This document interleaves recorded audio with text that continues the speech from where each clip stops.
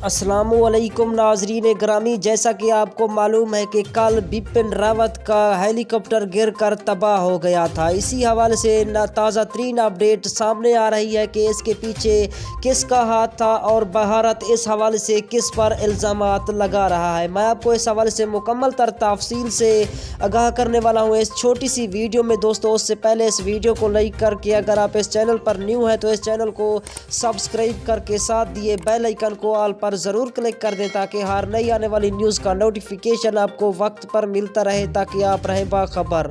तो दोस्तों, मैं आपको बताता चलूँ, जैसा कि आपको मालूम है कि कल बिपिन रावत का हेलीकॉप्टर गिरकर तबाह हो गया था। इसका इल्ज़ाम चीन और भारत ने चीन और पाकिस्तान पर लगा दिया है। जी हाँ नाजरीन, जैसा कि भारतीय मीडिया के मुताबिक ये भी कह रहा है कि बिपिन रावत से चीन और पाकिस्तान डरते थे, इसीलिए इसके पीछे चीन और पाकिस्तान का हाथ है।